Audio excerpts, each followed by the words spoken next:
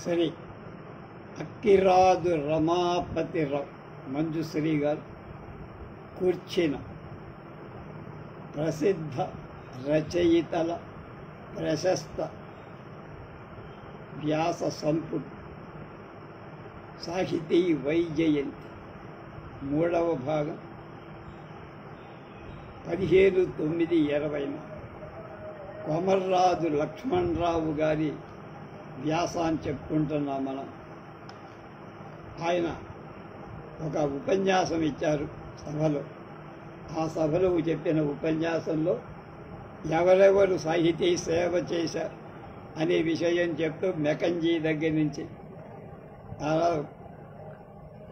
కాబలి బొర్రయ్య మొదలైన వాళ్ళు చెప్పారు. ఇప్పుడు కాబలి రామస్వామి గారి గురించి. ఇతడు కాబలి బొర్రయ్యకు తమ్ముడు. బొర్రయ్య గారి తరువాత మెకంజీ దగ్గర దుబాసుగా ఉన్నాడు. మెకంజీతో కూడా కలకత్తాకు పోయి అక్కడ మెకంజీ సంగ్రహానికి వ్యవస్థిత రూపాన్ని ఇచ్చారు.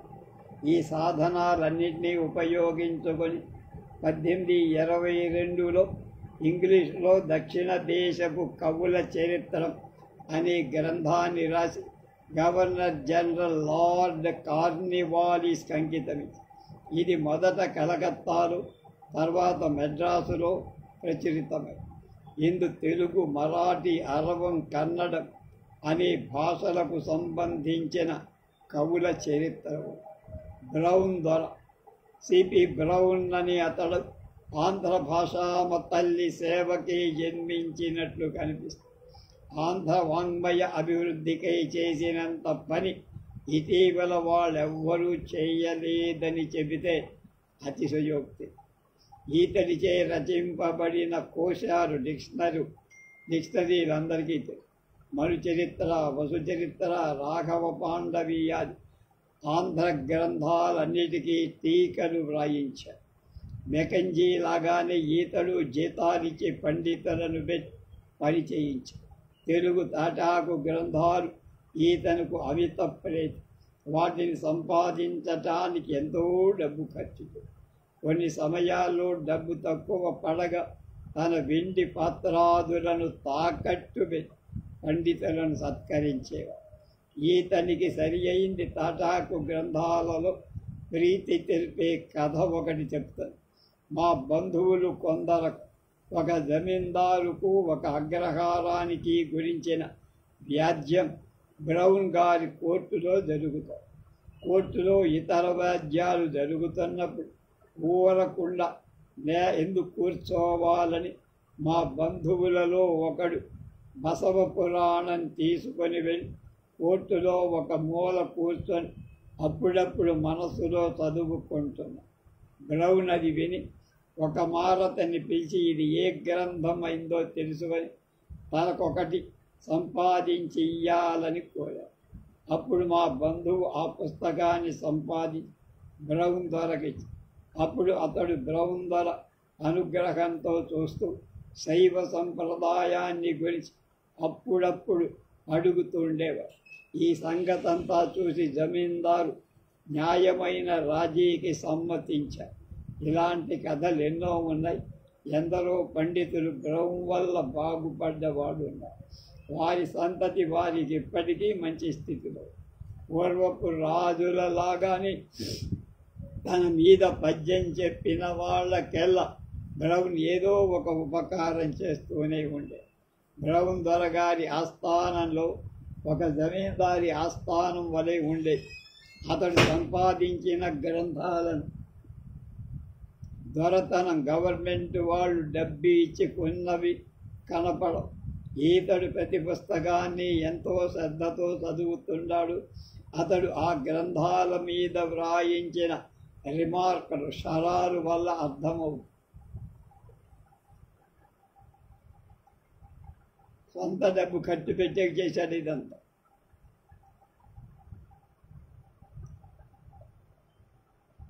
ఎవరైనా ఈతని చరిత్రను సాంగంగా వ్రాయుదురుగా బహుశా రమాకాంతరావు గారు రాసిన జ్ఞాపకం. ఈతడు తెలుగు గ్రంథాలకు సంపాదించడానికి ఇలాంటి ప్రయత్నాలు చేసేవాడు ఎంతెంత డబ్బు ఖర్చు పెట్టేవాడో తెలియటానికి అతనికి పెదగంజాము నుండి ఒకడు రాసిన ఉత్తరం ఉదర్హిస్తున్న మహారాజా శ్రీ సిపి బ్రౌన్ దొరగారి దివ్య సముఖాన్ని గుంటూరు జిల్లా ఇల్కా బాపట్ల తాలూకులో చేరిన పెదగంజాం కాపురస్తుడైన గంజాం పెద అప్పయ్య హరిదాస్ వినయ విధేయపూర్వకంగా వ్రాసుకున్న విజ్ఞాపనలు ఏమంటే కిందటారు.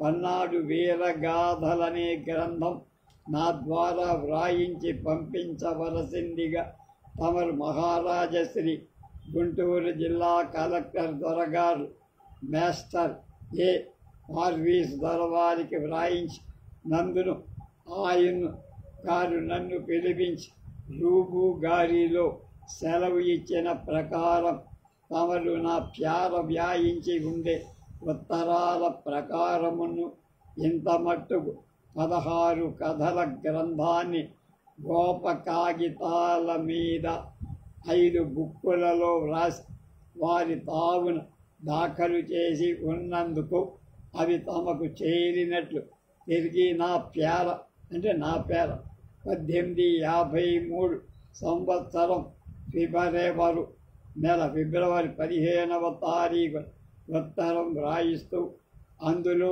లేవని వ్రాయించిన 3 కథలలో బాలగోపన్నతో బ్రహ్మినాయుడు కోడి పోరుకుపోయిన కథనును ముత్తండ వీరుల గంగాధర మణుగులో ప్రాణలింగాలు పట్టిన కథానును సెప్టెంబర్ బుక్కులో వ్రాసి ఉన్నానని తక్కిన అంగురాజు రాజ్యం చేసిన కథ ఒకటిని అంతు ఈ 2 కథలను నా తావున లేకపోవటం చేత వాటిని గురించి విచారిస్తే ఇక్కడికి సుమారు 24 ఆమడల దూరం గల బెండమూరి లంకలో ఉన్నట్టు తెలుస్తుందని నాకు భక్ష్య ఖర్చుకు ఏమి ఇంట్లో నా చిన్ని వాండ్ల ఖర్చుకు ఏమి ఆ గ్రంథాలు ఉండే మాలకుదారులకు ఏమైనా ఇస్తేనే కానీ వ్రాసుకోవడానికి ఎవ్వరు గనుక వాండ్లకు ఇవ్వడమునకు ఏమి అంటే ఏదైనా అర్థం 50 రూపాయలు దయచేయిస్తే నేను బెండమూడి లంకకు వెళ్ళి బాహుళ్యం గల సదరు కథలు 2 సాధించి వ్రాసి తీసుకొని వచ్చి దాఖలు చేస్తానని ఇదివరలోనే సదరహి దొరవారి ప్యార అర్జీల ద్వారా విశదపరుచుకొని ఉన్న వారి వల్ల తమ చిత్తాన విశదమయ్యే ఉండు. ఈ కథలు 2 అగత్యం కావలసిన పక్షంలో సదన్ను వ్రాసుకున్న ప్రకారం నాకు ఖర్చుకు 50 రూపాయలు దయచేయించినట్టులైతే అవి సాధించి తీసుకొని వచ్చి వ్రాసి పంపించుకుంటూ ఉన్నా. ఇదివరలో సెలవు ప్రకారం నేను వ్రాసి పంపించుకున్న ఉన్న గ్రంథాలు నాకు ఇప్పిస్తామన్నారు. 50 రూపాయలు మింజుమలి ఇదివరలో ఇప్పించి ఉన్న 25 రూపాయలు కాక తక్కిన 25 రూపాయలు నాకు దయచేయించగలందరు సదరు దొరవారి ప్యార సెలవు దయచేయించవలసిందరిగా వేడుకుంటున్నా. మొదట పార్వీసు దొరగారు నన్ను పిలువనంపించి ఈ గ్రంథం వ్రాసి ఇవ్వవలసిందిగా అడ్డినంతనే నా తావు ఉండే 11 గ్రంథాల సేకరిస్తూ వ్రాసి ఇచ్చినందుకు అవి గోప కాగితాల మీద వ్రాసి ఇచ్చే నిమిత్తం 50 రూపాయలు నిష్కర్ష ఏర్పరిచి నా తావున ఉండే ఆ 11 కథలకు జాబితా తీసుకున్నందు సదరు జాబితాలు నమోదై ఉన్న 11 కథలు కాక తమ యొక్క అనుగ్రహం సంపాదించుకోవాలనని తాత్పర్యం చేత ఈ దేశమందు ఇతరుల వద్ద కథలు 5 కథలు వ్రాసి ఇచ్చి ఉన్నా. మొదట నేను 50 రూపాయలు కలుపుకొని వ్రాయవలసిన కథల కంటే 5 కథలు జాఫా వ్రాసి ఇచ్చి ఉన్నాను కనుక నాకు రావలసిన 25 న్యాయంగా దయచేయించవలనని తమ యొక్క ఘనాన్ని మిక్కిలి ప్రార్థిస్తారు. దివ్య చిత్తాంకు తేవలయను. 1753 సంవత్సరం జూన్ 11వ తేదీ గంజాం పెద అప్పయ్య హరిదాసు వ్రాలు. ఆ తర్వాత ఆయన బుక్కపట్టణం రాఘవాచార్య. ఈతడు పరమపదించి 15 సంవత్సరాల కంటే కాలమై ఉండదు. వీరిది గుంటూరు డిప్యూటీ తహసీల్దార్ ఆనరబుల్ డిఎస్ అడ్మైరల్ దొరవారి ఉత్తర్వు ప్రకారం ఆంధ్రదేశ చరిత్రకై సాధనాలు సంపాదించడం ప్రారంభించి అనేక తామ్ర శాసనాలు సేకరించి చదివి రాసి ఒక సంపుటం సిద్ధపరిచారు. ఈ శాసనాలు అనుసరించి మెకంజీ సంగ్రహంలోని ఆధారాలను ఆశ్రయించి అతడు ఆంధ్రదేశ చరిత్రాన్ని 2 భాగాలుగా వ్రాశారు. ఒక భాగంలో కొండవీటి రెడ్ల రాజుల చరిత్ర, రెండవ భాగంలో గజపతుల చరిత్ర. గజపతుల చరిత్రలో మనకిది వరకు తెలియని కొన్ని విశేషాలున్నాయి. ఈ 2 భాగాలను ఇటీవల మెడ్రాస్ సముద్రిత గ్రంథాలయానికి వచ్చాయి. 3వ భాగం అనగా శాసనాల భాగం మాత్రం కానవచ్చటం లేదు, కనపడటం. ఈతడు సంపాదించిన శాసనాలన్నిటినీ ఈతని తరువాత వారు కలిగించి కాగు చేసుకున్నారని తెలుస్తారు. శాసనాల యోగ్యత ఎరుగని వాళ్ళకి ఇంతకంటే ఏం చెయ్యగలరు? ఆ తర్వాత రంగాచార్యుడుగా ఆంధ్ర పరిశోధకుల గురించి చెప్పేటప్పుడు కీర్తిశేషులైన మహామహోపాధ్యాయ పరవస్తు రంగాచార్యులు గారు వారిచే స్థాపింపబడింది. వారి పుత్ర పౌత్రాదుల చేత అభివృద్ధి చెందుతుంది అయిన విశాఖపట్టణంలోని ఆర్ష పుస్తకశాల విశేష సంస్మరణీయం అని చెప్పడానికి సందేహం. ఇందు మన దేశంలో గ్రంథాలిక ద్వీపాంతరాలలో కానీ దొరకని అద్వితీయ సంస్కృత గ్రంథాలు ప్రతులు తెప్పించి ఉంచడం ఎంతో ప్రశంసని. ఆచార్యుల వారిచే ప్రారంభింపబడిన సంస్కృత మహాకోశం పూర్తయి ఉండడంలో వాచస్పత్యాది కోశాలు వెనకబడి ఉండి ఉంటాయి. అది అసంపూర్తిగా ఉండటం ఆంధ్ర దురదృష్టం. ఆంధ్ర వాంగ్మయ చరిత్రకై కృషి చేసిన గురజాడ శ్రీరామూర్తి పంతులు కానీ, కందుకూరి వీరేశలింగం పంతులు కానీ ఆంధ్రుడు ఎన్నడైనా మరవగలరా? వీరేశలింగం గారి ప్రతిభ సకల దిక్సంచారం. వారు వ్రాయని విషయం లేదు, చేయని సత్కార్యం కనుక ఇతర ఘనకార్యాలకై వారి కీర్తి తెలుగుదేశంలో చిరకాలం వ్యాపించి ఉంటుంది అనడానికి సందేహం. అలా అయినా వారు మరే ఇతర ఘనకార్యాలు చేయక ఉండి, మరే గ్రంథాలు వ్రాయక ఉండి ఒక ఆంధ్ర కవుల చరిత్ర మాత్రమే రాసి ఉన్న వారి కీర్తి అజరామరమై ఉండటం అనేది నిశ్చయం. ఇంక ముందు ఆంధ్ర భాషను గురించి ఎన్ని గ్రంథాలైనా పుడతాయి.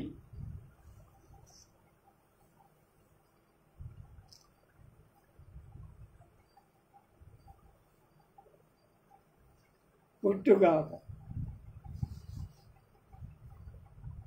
వాంగ్మయ చరిత్రను తెలుసుకొని విద్యార్థికి ఇది పఠనం అపరిహారం. పైన పేర్కొనబడిన వాళ్ళు కాక కీర్తిశేషులైనటువంటి పరిశోధక మహాశయులు మరికొందరు ఉంటారు. వారి నా అజ్ఞానం మూలంగా కాలహరణ భీతి చేత అక్కడి వారందరి పేర్లు స్మరించటానికి వీల్లేదని బాధపడు. మన సమకాలికులైన మానవల్లి వేణుగోపాలరెడ్డి, జయంతి రామయ్య పంతులు, మానవల్లి రామకృష్ణ కవి, కాశీభట్ల బ్రహ్మయ్య గారు, వంగూరి సుబ్బారావు, బుర్రా శేషగిరిరావు గారు, ఆంధ్రేతిహాస పరిశోధక మండలి వెంకట రమణ కవులు మరికొందరు నూతన విషయాలు కనుగొనటానికి, పురాతన విషయాలను కొత్తగా అన్వయించటానికి చేసే ప్రయత్నిస్తున్నారు కనుక వారు కూడా మనకు స్మరణీయం. ఇలా పూర్వాచార్య స్మరణం కావించి వాంగ్మయ సంబంధమైన కొన్ని నూతన పరిశోధనల గురించి మాట్లాడదాం. యుద్ధమల్లుడుకు పూర్వం తెలుగు పద్య, నన్నయ్య భట్టుకు పూర్వం తెలుగులో పద్య రచన లేనే లేదని, అది నన్నయ్యచే కొత్తగా పుట్టింపబడిందని అని పండితులు కొందరు మన దేశంలో ఉన్నారని మీకు తెలుసు.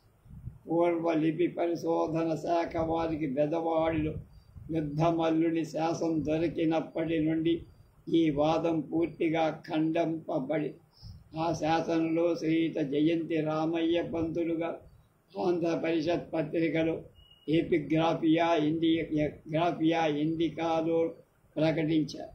ఇది 927 సంవత్సరం మొదలు 934 సంవత్సరం వరకు వేంగీ దేశాన్ని పాలించిన చాళుక్య యుద్ధమల్లుని శాసనమని నిరూపించారు. అందుపై కొన్ని వాద వివాదాలు కూడా జరిగాయి.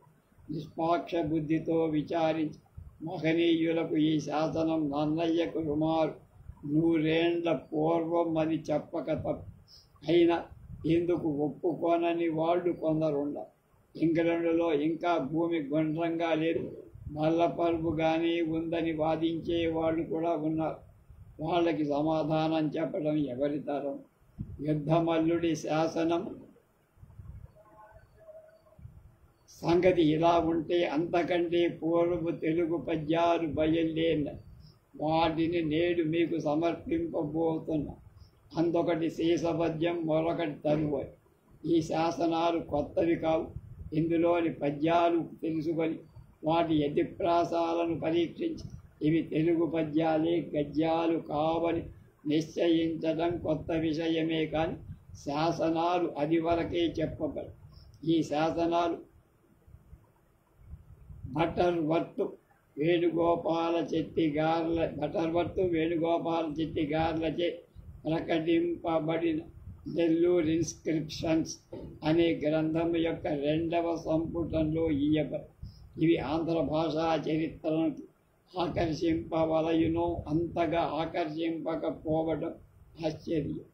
ఇందులో ఒక శాసనం పద్యమయమై ఉంటుందని శ్రీయుత చిలుకూరు వీరభద్రరావు తమ ఆంధ్ర చరిత్రలో రాసి, అదే మంజరీ ద్విపదయై ఉంటుందని ఒక చోట, తరువేద అని ఇంకొక చోట వంగూరు సుబ్బారావు తమ వాంగ్మయ చరిత్రలో వ్రాస్తున్నారు. శీసపద్యం గల మొదటి శాసనం ఎవరి దృష్టిని ఆకర్షించినట్లు కనపడదు. ఈ మధ్య విజ్ఞాన సర్వస్వము యొక్క ఆంధ్ర సంపుటానికై ప్రాచీనాంధ్ర భాషకు సంబంధించిన శాసనాలు అభ్యసిస్తుండగా ఈ 2 శాసనాలు తప్పక పద్యాలయి ఉంటాయని నా మనసుకు తోచి కొంత ప్రయత్నించి చూసి అవి పద్యాలే అని నిశ్చయించా. ఈ 2 శాసనాల యుద్ధమల్లుడి పెదతాత అయిన గుణగ విజయాదిత్యుని కాలం నాడు. తర్వాత కాలం వాడు ఈతని గణగ విజయాదిత్యుడన్న. ఈతని సమకాలికలు ఇతని శాసనాలు ఇతని పేర గుణక నల్లాత అని చెప్పారు. ఈతడు 845 మొదలు 888 వరకు రాజ్యం చేశారు. ఈ మంత్రి పొంగబడే అజ్ఞప్తిగా ఉంటా. ఇప్పుడు గుడివాడలు ఇతరత్ర పండ్రంగ అనేవాళ్ళు ఉన్నారు. వీరికి వాళ్ళకి ఈతనికైనా సంబంధం ఉందేమో లేదో విచారించారు. ఇక శాసనం, మొదటి శాసనం నెల్లూరు జిల్లా కందుకూరు గ్రామంలో. ఇది నెల్లూరు ఇన్స్క్రిప్షన్స్ అనే గ్రంథం యొక్క 2వ పేజీలో 544వ పేజీలో ఉంది. ఈ రాయి ఆ గ్రామంలో రామస్వామి మేడ అనే దేవాలయంలోని గోడలో కట్టబడి, దాన్ని శ్రీయుత వేణుగోపాల స్వామి చెట్టి గారు తీయించి తాలూకా కచేరీలో పెట్టించి, ఇలా వారు చేసి ఉండకపోతే మనకి ఇప్పుడు రాయి లభించేది కాదు. ఆ రాయిని స్వయంగా చూసి గ్రంథంలో ఇయ్యబడిన పటంలో బాగా కనపడని అక్షరాలు కొన్నిటినైనా కనుక్కోవాలని నేను ఆ రాయి తాలూకు కచేరీలో ఉందా లేదా అని విచారింపగా, తాలూకా కచేరీ 2-3 స్థలాలకు మారినందువల్ల ఇప్పుడు ఆ రాయి ఎక్కడో తెలియట్లేదని మిత్రుడైన సరస్వతి గారి వల్ల తెలుసు. కనుక ఇప్పుడు శ్రీధ చెట్టి గారు తమ గ్రంథం ముందిచ్చినటువంటి ఛాయాపటమే మన కాదు. దాన్ని బట్టి కూడా ఈ శాసనంలో శీసపద్యం ఉందని తెలుస్తారు. ఈ పద్యంలోని 2వ చరణం స్పష్టంగా అందుపోయిన 3 అక్షరాలు మన ఊహ చేత పూర్తి చేసి 2 చోట్ల ఉత్వసంధిని వెడదీస్తే ఎత్తులతో కూడా శీసపాదం ఏర్పడుతుంది. 3వ పాదంలో సగ, 4వ పాదంలో చివరి భాగం అలాగే స్పష్టం. ఇప్పుడు మనం తాటాకు గ్రంథాల నుండి పద్యాలను వ్రాసుకునేటప్పుడు లక్షణం సరిపోవటానికి చేసేటువంటి స్వల్పమైన మార్పుల వంటివే ఈ మార్పులు. కానీ ఇంతకంటే పెద్ద మార్పులు కాదు. నిండు 0 ఉన్న చోట అర 0గా మార్చుతున్నా.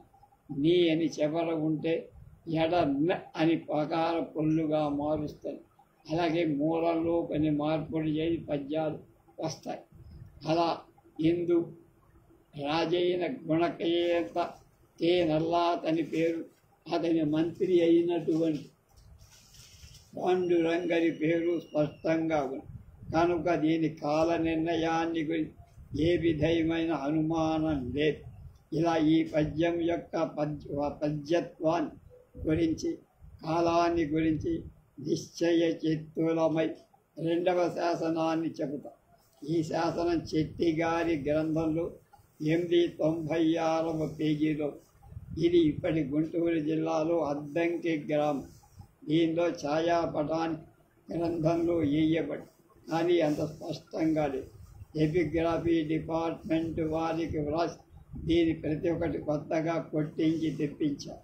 కానీ ఈ రాయి ఎండకెండి వానకు నాని చలికి వణుకుతూ ఎక్కడో ఎవరి దొడ్లోనూ పడి ఉన్నందున చెట్టిగారి కాలం కంటే మిక్కిలి దురవస్థలు. అయినా కొన్ని అక్షరాలు నిర్ణయానికి సహకారయ్యాయి. ఇది పరమ మాహేశ్వరుడైన పాండురంగని చేత ఆదిత్య భట్టారకుడి ఇయ్యబడిన దానాన్ని తెలుపుతారు. ఇది గద్య పద్యాత్మక. మొదటి 7 పంక్తులు పద్యాలు 8 నుంచి 11 వరకు గద్యం. ఇందులోని వృత్తం తరువాయి. ఇది పెద్ద వృత్తం. గద్యాన్ని చూసి పద్యం అనుకోవడం ఎంత మాత్రం వీలు లేదు. ద్విపద యొక్క 2 చరణాలు కలిపి దీని చరణమవుతుంది. 4 చరణాలు ప్రాస ఉంటుంది. ఒక్కొక్క చరణంలో మొదటి అక్షరంతో 4 స్థలాలలో యతి ఉంటుంది. అన్ని కట్టుదిట్టాలతో ఉన్న పద్యాన్ని అన్యంగా చెప్పటానికి ఎవరికి వీలు. ఇలా నన్నయ్య భట్టు కంటే 200 ఏళ్లకు పూర్వమే, యుద్ధమల్లుడి కంటే 90 ఏళ్లకు ముందే తెలుగులో పద్య కవిత్వం ఉన్నదని, శాసనాల మీద కూడా పద్యాలు చెక్కిస్తున్నారని నిశ్చయించాలి. మనకు దొరికిన ఈ 2 పద్యాల వృత్తాల గురించి ఒక విశేషము. మొదటిది సీసం, 2వది తరువాయి. 2 అచ్చ తెలుగు వృత్తాలు. కొందరు మతానికి తెలుగు వృత్తాలు స్వతంత్రాలైన వేవియు లేవు. కొన్ని సంస్కృతం నుండి, కొన్ని కన్నడ నుండి తీసుకొనబడ్డాయి. కానీ శీసపద్యం గురించి ఎలా చెప్పడం వీలు? శీసపద్యం సంస్కృత వృత్తంలోది కాదు. కన్నడంలో దీనికి ప్రచారం లేదు. దీనికి తెలుగులోనే ప్రచారం ఉంది. 990 ప్రాంతం వాడైన నాగవర్మ రాసిన ఛందోంబుధిలో శీసపద్య ఉదాహరణం ఒకటి ఉంది. కానీ ప్రక్షిప్తమని కొందరు. ఇది ప్రక్షిప్తమైనా కాకపోయినా కర్ణాటక వాంగమయంలో శీసపద్యాన్ని ఉపయోగించారన్నది గొప్ప కవి ఎవడని ప్రయోగించి ఉండలేదని తజ్ఞుల అభిప్రాయం. ఇక తెలుగులో దాన్ని ఉపయోగింపని కవి లేడు కదా శీసపద్యం. కనుక దీని అచ్చ తెలుగు వృత్తమని చెబితే అతిశయోక్తి ఏం లేదు. ఇది కాక ఛందోంబుధి చెప్పిన నాగవర్మ వేంగి విషయం వాండు అంటే ఆంధ్రుడు. అతడు శీసపద్యంలో తన కర్ణాటక గ్రంథంలో నిజంగానే చెప్పి ఉంటే అది తెలుగుదేశంలో నేర్చుకున్నది అని మనం ఊహించాలి. తరుగోజ వృత్తం కూడా ఇలాంటిదే. ఇది సంస్కృత ఛందశాస్త్రంలో కానీ కర్ణాటక ఛందశాస్త్రంలో లేని కాలి. 2 ద్విపద చరణాలతో దీని చరణం ఒకటవు. సంస్కృతంలో ద్విపదకు నామ సామ్యం తప్ప ఇంకే సంబంధం లేదు. దానికి 2 చరణాలు ఉంటాయి, దీనికి 2 చరణాలు ఉంటాయి. గణాలు మాత్రం వేరు. సంస్కృతం నుండి తీసుకోబడిన అక్షర గణాలు తెలుగులో ప్రాస నియమం ఉండినట్లుగా దీనికి కూడా ప్రాస నియమం ఉంది. ఇది సాంస్కృతికమేమో అన్న అనుమానం కలగదు, కానీ అలా అనుమాన పడకల. కన్నడ ఛందశాస్త్రంలో ద్విపద వంటి వృత్తం ఒకటి చెప్పబడినా వాంగ్మయంలో దానికి ప్రచారం లేదు. తెలుగులో వాంగ్మయంలోనే కాక ప్రతి గృహంలో ఆడువారి పాట రూపంలో అనాది కాలం నుండి వ్యాపించి వచ్చింది కనుక దీనికి తెలుగు వృత్తం అని చెప్పడానికి ఏం అనుమానం పడక్కర్లేదు. నన్నయ్యకు పూర్వం కవిత్వం వల్లని వాడు. ఈ పద్యాలను ఒకసారి ఆక్షేపించవచ్చు. అసంపూర్తిగా ఉన్నాయి, తొర్రి మొర్రిగా ఉన్నాయి. ఈ పద్యాలు నన్నయ్య కావ్యాలు ఎదుట లెక్క ప్రమాణమా అనొచ్చు. యుద్ధమల్లుడి శాసనంలోని పద్యాలు కూడా వీరు తొర్రి మొర్రి పద్యాలంటారు. కానీ ఈ ఆక్షేపణ వీరు తమ మూలవాదాన్ని వదులుకోరని తెలుసు. ఈ పద్యాలను మేము ఒక కావ్యమని ఉదహరించి ఉన్న ఎడల పూర్వం తెలుగుకు పద్యరచనే లేదు. సంస్కృతం కన్నడాలను చూసి మరొక రోజు నన్నయ్య మొట్టమొదటి తెలుగు పద్యాన్ని రచించాడని వాదం. దానికి బదులుగా పై పద్యాలు చూపబడ్డాయి. ఒక పద్యం మాత్రం కాదు, గణయుక్తమైన ఒక చరణం నన్నయ్యకు పూర్వది. తెలుగు దొరికిన వారి వాదం అంతరించాల్సిందే. నన్నయ్యకు పూర్వం నియమిత ఆంధ్ర చంద్ర సూర్యగ్రహణాలతో కొన్ని తెలుగు సూర్యగణాలతో కొన్ని తెలుగు వృత్తాలు తెలుగువారు పాడుతున్నారని నన్నయ్యలో కనపడి యతిప్రాస నియమాలు అంతకు పూర్వమే ఉన్నాయని, నన్నయ్య పుట్టించినవి కావని ఒక పద్య చరణం స్థాపించగలరు. కనుక ఇలాంటి వాడు ఆంధ్ర వాంగ్మయ చరిత్రను తెలుసుకునేవాడు వాడు అనాదరంతో చూడద్దు. రాస చెంపకమాల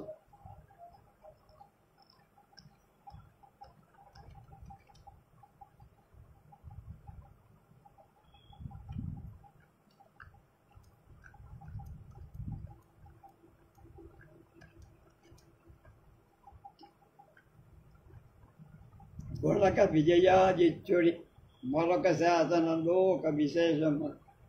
ఈ తామ్ర శాసనం కొత్తగా దొరికి కృష్ణా జిల్లా గుడివాడ తాలూకా సాత్తలూరు గ్రామంలో సహిత నాగేశ్వరరావు మూలంగా నాకు దొరికి దాన్ని రాబో సంవత్సర సంచికలో పూర్తిగా ప్రకటిస్తా. ఇక్కడ ఇందులో విశేషం మాత్రం చెబుతా. అందు కవిచే పిత్తరుడనబడు విష్ణువర్ధనుడని వర్ణించుతూ సంస్కృతంలో ఒక చంపకమాల వృత్తం చెప్పవు. దాన్ని 4 చరణాలలో ప్రాసవం. యతి మాత్రం సంస్కృత సంప్రదాయాన్ని అనుసరించు, ఆంధ్ర సంప్రదాయం అనుసరించి లేదు. ఆ పద్యం ఏమిటంటే అనిరుపవాజి వారణ పదాతి మహాభ్ర విరామ మారుత వరకర హస్తితాసి భరు విప్ర పినాశన భాను సన్నిభగ గురుతర దీన భారవత మానవ మానిత కల్ప పాదప వరకరిగల్ల భూమిప భుజాసిరిహాజి భువి ప్రహాసతే. చంపకమాలావృత్తం సంస్కృతమైన దానికి సంస్కృత వాంగ్మయంలో విశేష ప్రచారం లేదనడం అందరికీ తెలిసిన విషయం. కర్ణాటాంధ్ర భాషలలో అది బాగా కనిపిస్తుంది. అలాగే ద్వితీయాక్షర ప్రాస విషయం 2 కూడా దేశ భాషలో సంస్కృతంలో లేవు. కనుక పై శ్లోకం సంస్కృతంలో ఉన్నా అది దేశ భాషా సంప్రదాయాన్ని అనుసరించి వ్రాయబడింది అని అంతానికి సందేహం. అంటే 9వ శతాబ్దంలో గుద్రవాడ విషయం అంటే గుడివాడ ప్రాంతంలో తెలుగు కవులు రాసయుక్తమైన చంపకమాలా వృత్తాన్ని రచిస్తున్నారని మనం ఈ శ్లోకం వల్ల తెలుస్తోంది. కనుక అప్పటికి వృత్తంలో యతి పాటింపబడుతుందో లేదో ఈ పద్యాన్ని బట్టి నిశ్చయంగా చెప్పడం. కన్నడంలో లాగా యతి నియమం తెలుగులో మొదట లేకపోయిందేమో భావి పరిశోధనకులు కానీ దించాల్సి. పైన ఉదహరింపబడిన తెలుగు సంస్కృత పద్యాలు నన్నయ్య భట్టుకు సుమారు 200 ఏళ్ల పూర్వం కనుక, అంటే అంతకు ఎక్కువ ప్రాచీనాలు కనుక నన్నయ్య పూర్వకాలపు కవి. అన్నయ్య కాలపు వ్యాకరణ ఛందో లక్షణాలు చాలా వరకు వాటికి పఠితం. ఆ కారణం చేతనే మనం వాటిని పద్యాలని చెప్పాం. కానీ ఆ కాలం కూడా పూర్వవాంగ్మయాన్ని పరిశోధించేయడం సర్వకాలాల్లో ఛందో వ్యాకరణ లక్షణాలు ఒకే రీతిగా ఉండవు అనే సత్యం పరిశోధకులు మరవకూడదు. లేకపోతే పద్యాలు గద్యాల సలక్షణ వాక్యాలు తప్పుల నాగరక పదాలు ఎర్రకలి భాష వలె తోచి మనకు పెడమార్గాన్ని పడవు. కనుక పురాతన శాసనాలను పరిశోధించే మగనీయులు తమ ప్రజ్ఞా విశేషం చేత గుణక విజయాదిత్యుడికి పూర్వం ఆంధ్ర పద్యరాజాలను కూడా గుర్తించి ఆంధ్ర లోకానికి వసంగుగాక. మిగతాది రేపు చెప్పేటువంటి దాని వారిది కొమర్రాజు వారిదే. నన్నయ్య భట్టు ఆది కవియే అని చెప్తారు. రేపు ఏం చెప్తారో చూద్దాం.